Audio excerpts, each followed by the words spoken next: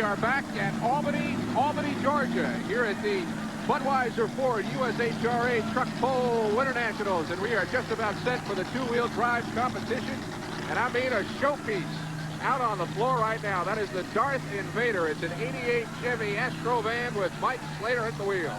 Mike Slater driving for George Stinnett. This truck just completed about the third hook that it's had on it. It's brand new, and it is one beautiful piece of truck. The inside, the outside, all of this truck is absolutely spotless. Now, Mike doing the driving tonight, driven four-wheel drives for years and years, and just taken over when George cannot travel with the truck. Mike takes over and drives it. These are supercharged engines. They're pumping out about 1,500 horsepower. Wow. They're double tough. They're two-wheel drive. The front end's going to get high in the air, and we're going to see some great pulling coming up in this class. The Darth Invader out of Grand Blanc, Michigan. Black out of the chain. It's time to go to work. He's the test puller in the class. First one to go to the sled. Let's see what happens with a beautiful man.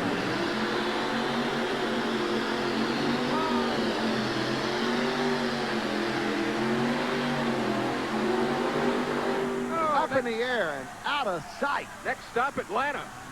Beautiful job. Notice the light comes on when he puts the truck in reverse. Just another one of the many safety factors in this pulling sport. There's a good shot of Mike as he's got the big motor setting out in the tunnel. A beautiful job for the Darth Invader. And for those of you that can appreciate great body work, what a beautiful, beautiful truck. Let's take a look at it again.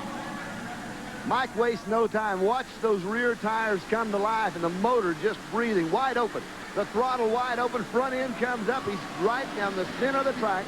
Doesn't have to top the brakes any time at all. It settles down, an absolute picture-perfect pull for Darth Invader. Looks like he's going full pull for the night. And I'll tell you what, great camera work, too, as that throttle came open. You knew he had everything moving. Everything. Look at that. 130 feet, full pull. It's out the gate. We're right. Set up for a pull-off. We are right smack dab in the middle of the two-wheel drive competition, and the next guy out of the chute, again, just a showpiece. This is the Rice Burner.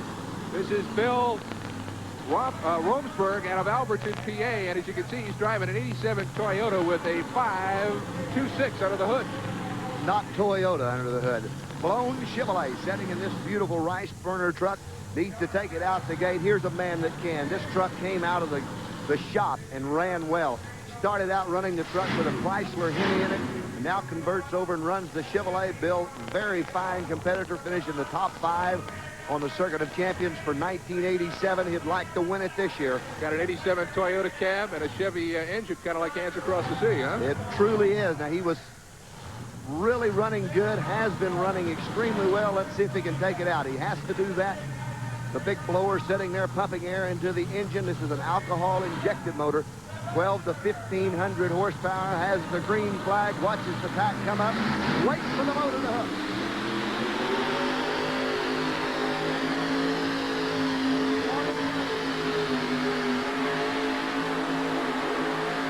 Whoa. Just a beautiful pass. The tires never left the ground till right at the end, picked it up, got a little weight transfer on it. A great job for the Rice Burner. I want to see this again because it was kind of herky-jerky to start, but then it really settled down in a hurry, didn't it? Let the tires hook into the track. What he did on the starting line area. He's going to roll with the sled, just letting the tires settle in. He just hooked the tires up. He'll puff out smoke, and here he comes. The tires are up. The front end just skipping across the top. Wait. Front end comes up. The Toyota goes out. A beautiful job. We're into a pull-off. Wow. Now there you see it, the Rice Burner from Alberton, PA, the full pull, 130 feet. And as Mike said, we're in a pull-off situation right now. All right, all the noise, and I mean not only breathing fire, but just looking on fire. This is Bob Bauman in the Telstar, and he is out of Saxonburg, PA.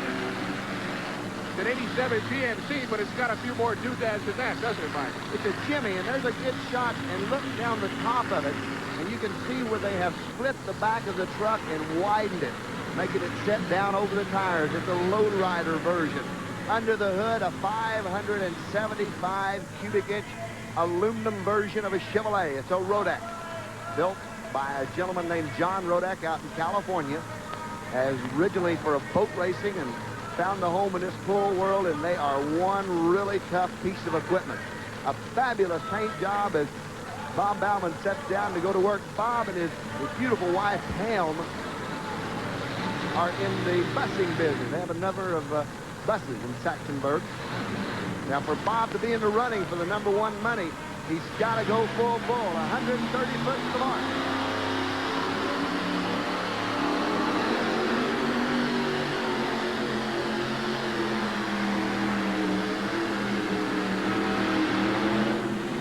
Didn't have it. Just very close to the end, and you know, Bob had all the combination that time around for a full pull. When he rolled with the sled, he lit the motor, and the motor just immediately came to life. Had a great sound to it, but on the end of the track, he's going to end up on the short end of it, as he did not make it all the way out. I think when we see on the replay, he kind of like just dropped it in about the 60-foot mark. Let's take a look at this again. Bob comes with the sled, but he doesn't jump in the motor like the other two guys have done right off the starting line. Right here is when he lights the tires up, front end comes up.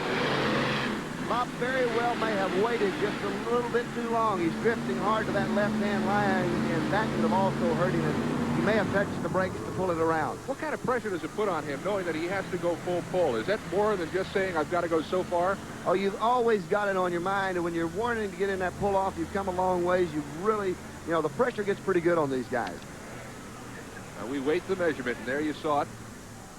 Took it all the way down to the Coliseum floor. Cut through all of the dirt, had the tire speed.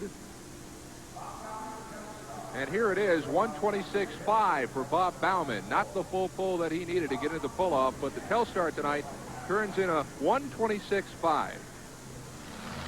And our last competitor here in round 1, and a man who also needs to get into the full pull by going 130 feet, is Bob Zundel from New Alexandria, PA. And as you might expect, Steel City Shaker means he lives definitely close to Pittsburgh. He's got an 88 Chevy with 440 under the hood. Tell me a little bit about him.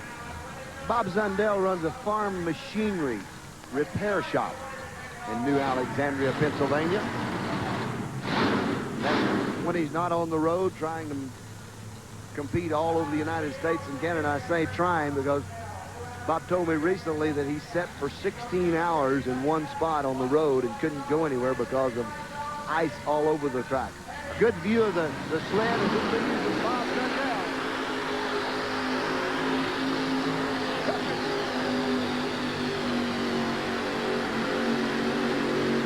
Boy, that's a great pass for Bob Zundel. I'm glad to see the truck come to life like that. He's really had some hard luck. But I'll tell you one thing, man was in the top 5 in 1987, and he's going to make a mark on him in 1988.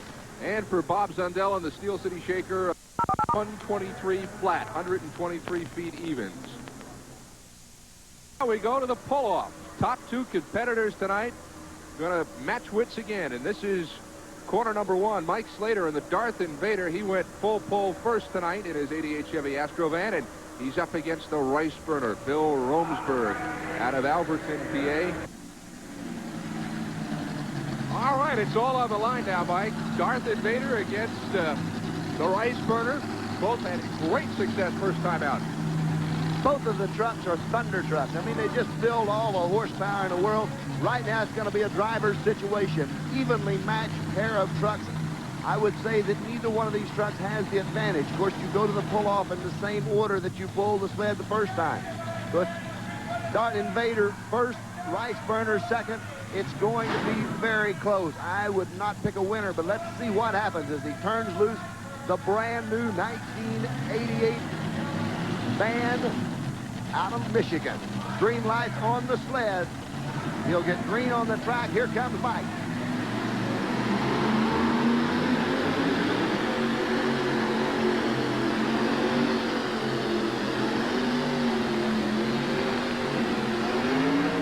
Box tops out, a beautiful pass. Yeah. He had the motor thundering. Not a full pull, but definitely a good time, good distance to beat. It's going to make it tough on anyone that the gentleman to run behind him. When you lay down a pull like that, you're really going to have a tough pass coming up, following him out.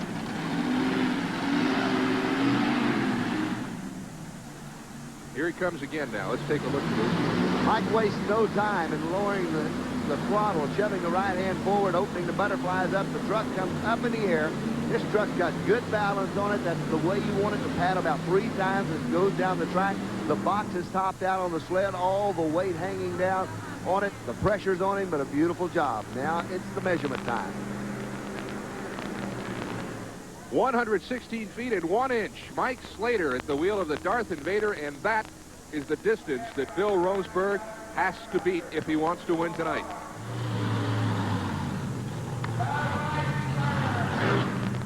And here is the rice burner. He knows exactly what he has to do. He has got to better what Mike Slater just accomplished. And as Mike just told us, it is not going to be easy for Bill Rosberg, because at the end of this track, right at about the 120-foot marker, that's where the Georgia clay, that's where the dirt is really torn up quite a bit. It's going to be a real test at the end of this pole for Bill Rosberg. Well, he backs up and gets all set to go. Mike, he knows exactly what he has to do. Bill's been watching the track during the latter part of the class. He knows exactly where the bad spots are. The truck's hooking up well. I think Bill's got the capabilities of driving the truck as well as anyone here tonight. This is a very fine competitor. This gentleman, truly a pleasure to be around at all times. He'll roll the slack out of the chain, and when he comes to thunder, you'll watch the rice burner as he'll light the tires, and all he wants to do is go past the mark laid down by Mike Slater. Here comes the rice burner.